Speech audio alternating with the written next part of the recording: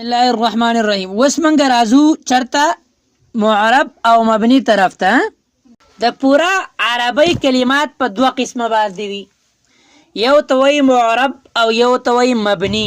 معرب څه ته وایي او مبني څه ته وایي؟ نو دا ذهن کې کیدی اصل کې معرب دا د اعراب نه، اعرب يعرب اعرابا فهو معرب، دا د ظرف مکان صيغه ده، د اغي معنا دا ده د ظاهر اولو زه، او چون کې بدی باندې اعراب ظاهر کولای شي د دې وجینا دی ته وایي معرب. او مبني دا د بناء، دا د اسم مفعول صيغه ده، او د اغي لغوي معنا دا ده برقرار ساتلی شوی، پاتې شوی. او چون کې د مبني آخري اغم په یو حالت باندې برقرار پاتې کولی شي د دې وجینا دی ته مبني وای. او د معرب او مبني خدا لغوي تحقیق شو، او اصطلاح کې معرب هغه کلمې ته وای چې د هغې آخر د مختلف عواملو د راتلو د وجینا بدلیږي. او مبني څه ته وای؟ مبني هغې کلمې ته وای چې د هغې آخر د مختلف عواملو د راتلو د وجینا نه بدلیږي. مثال جاء زیدن، رأیت زیدن، مررت بزیدن. نو په زیدن باندې چې جاء داخل شو نو دیره ورکړه رفع.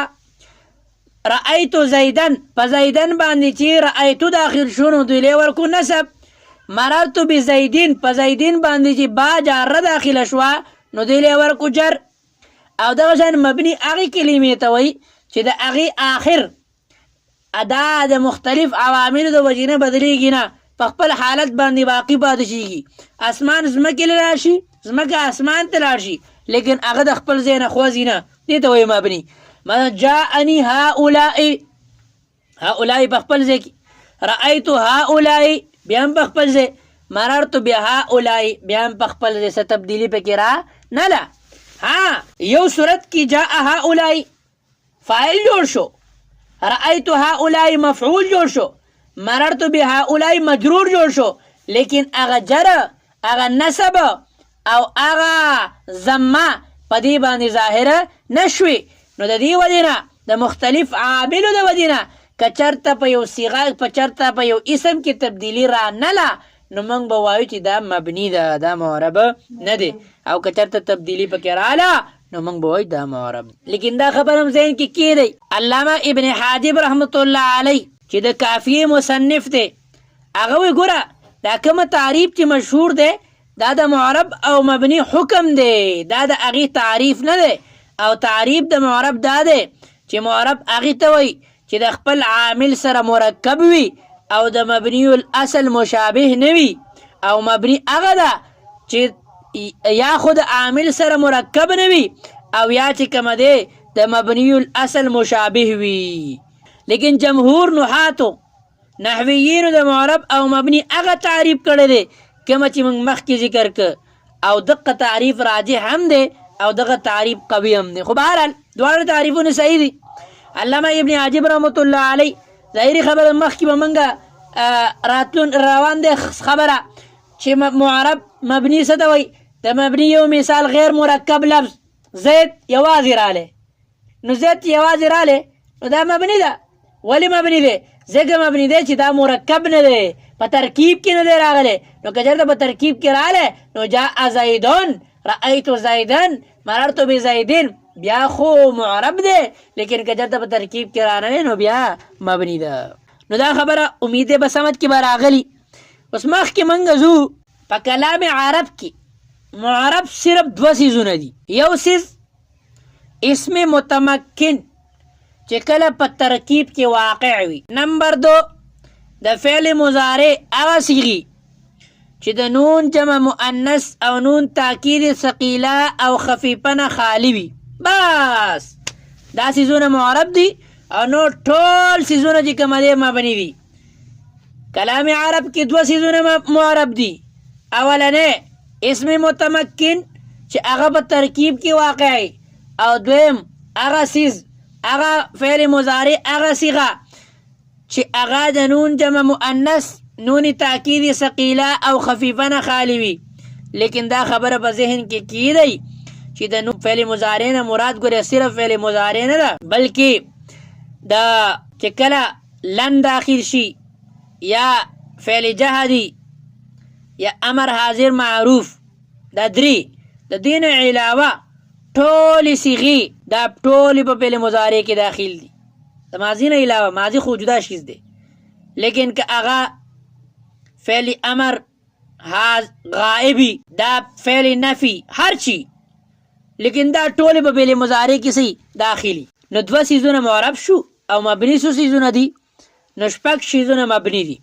اولنې فعل ماضی چاہے د کمی صيغه نون جمع مؤنث پکې وي یا نه، هر شی فعل ماضی مطلقاً دا چې کوم دی مبني ده. امر حاضر معلوم دا مبني دی، ټول حروف دا مبني دي. او فعل مضارع هغه صيغې چې د هغې په اخر کې نون جمع مؤنث نون تاکید ثقیله یا خفیفه وي. نمبر 5 اسم متمکن چې په ترکیب کې واقع نه وي. او نمبر 6 اسم غیر متمکن. نو دا ټول سیزونه دا چې کوم دی مبني دي. ګورئ لفظ زید دی دا اسم متمکن دی لیکن په ترکیب کې واقع نه دی، نو د دې وجې نه دا به مبني ګورئ معرب به نه، خو چې کله په ترکیب کې واقع شو نو بیا به معربي مبني به نه.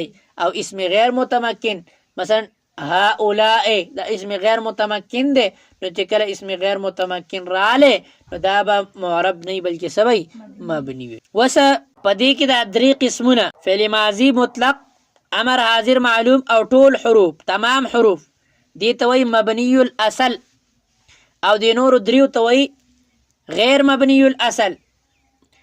ګوره اسم متمکن بیا څه ته وایي او اسم غیر متمکن څه ته وایي. اسم متمکن هغې اسم ته وایي چې هغه د مبني الاصل سره مشابهت نه ساتي، او اسم غیر متمکن هغې اسم ته وایي چې د مبني الاصل سره مشابهت ساتي. اسم متمکن چې د مبني الاصل سره مشابهت نه ساتي، اسم غیر متمکن چې د مبني الاصل سره مشابهت ساتي.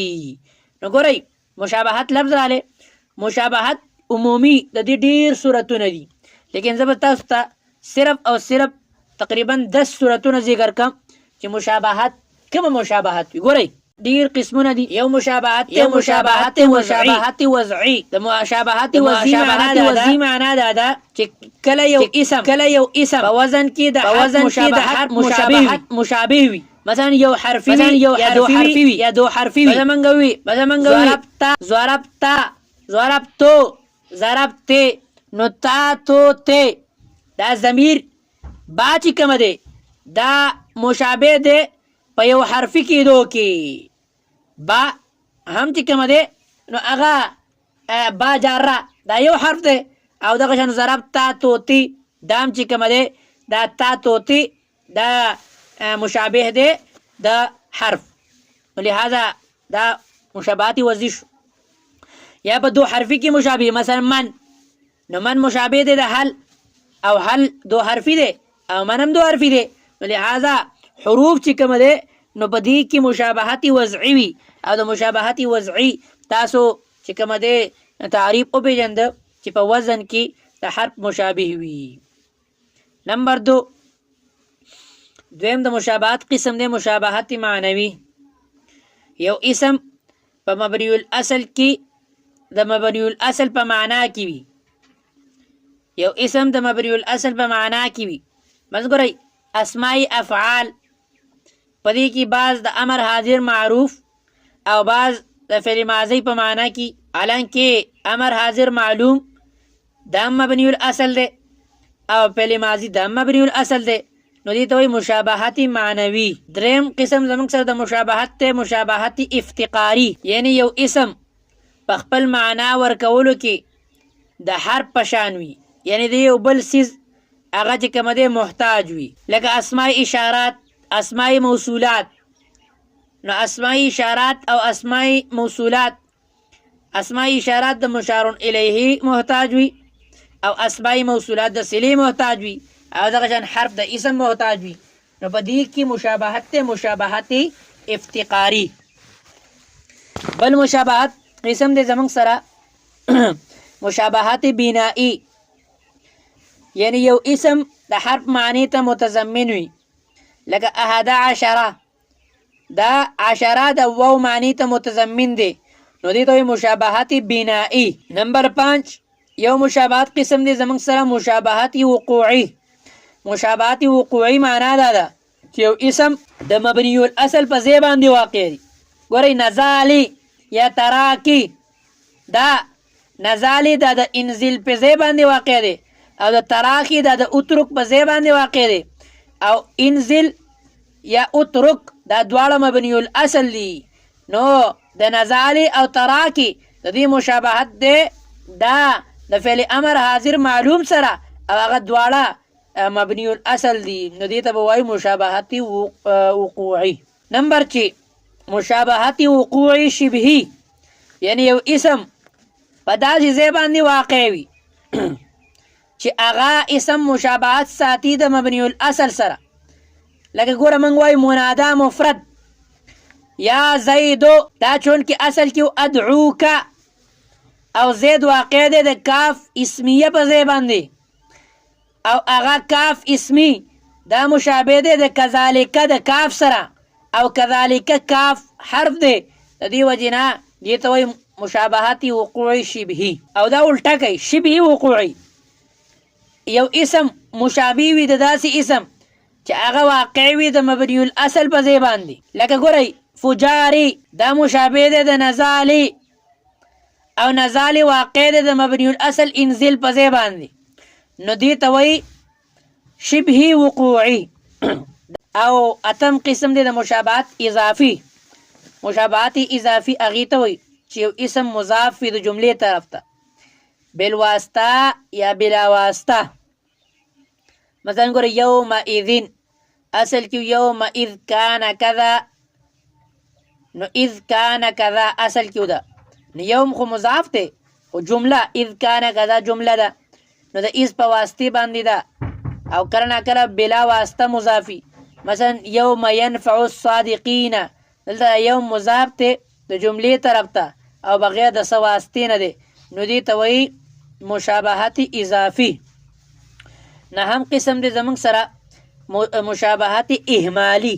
په ها سره یو اسم عامل یا معمول نه جوړیږي، او هغه د حرف مشابه، لکه اسماء اصوات نه عامل جوړیږي نه معمول جوړیږي، نه د حروف مقطعات مشابه دی، عامل یا معمول نه جوړیږي، نه حروف مقطعات جوړیږي او نه دا جوړیږي، نو دې ته وایي اهمالي. یو مشابهت قسم دی زمونږ سره جمودي. هغه اسم چې د حرف مشابه وي په تثنیه یا جمع نه کېدو کې، یعنی حرف نه تثنیه جمع کېدی شي، نقشا نه دغه اسم تثنیه جمع کېدی شي، نو دې ته جمودي. لکه قطو عوزو، دا چې کومه دی جمع او تثنیه نه کېږي، د دې وجې نه دې ته مشابهت جمودي. امید دی د مشابهت د اقسام او معرب او مبني به په سمت کې راغلي. موږ به د دې نه مخکې ځو